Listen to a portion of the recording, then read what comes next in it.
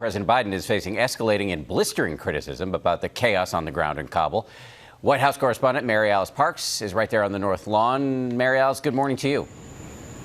Good morning, Dan. Yeah, the big questions here. What will it take now for these hurried, messy evacuations to get done? And why was the White House not more prepared for the possibility of the country falling so fast? The president yesterday applauded the work of his teams on the ground who are reacting in real time, but his press conference did little to reassure Washington. President Biden this weekend defending the evacuations out of Afghanistan. We've made significant progress. This is one of the largest, most difficult airlifts in history.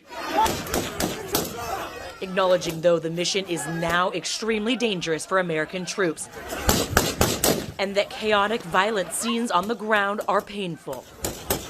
The president promising to get every American home, but his team unable to provide details on exactly how many Americans are still in the country and how all will be rescued.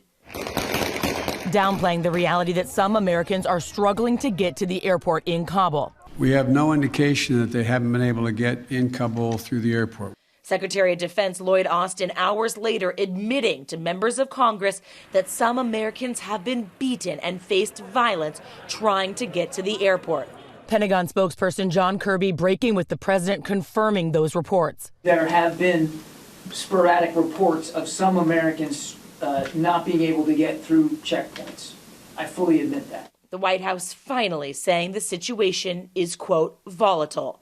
Lawmakers on both sides of the aisle increasingly dismayed, demanding the Pentagon ensure Americans are brought home. Republican critique blistering. House Minority Leader Kevin McCarthy saying the Biden administration failed to plan for even the most obvious contingencies or even coordinate among themselves. Mitch McConnell saying the situation was, quote, both foreseeable and avoidable. And our retreat has laid groundwork for a massive humanitarian crisis under Taliban rule and a global terrorist resurgence under al-Qaeda's leadership.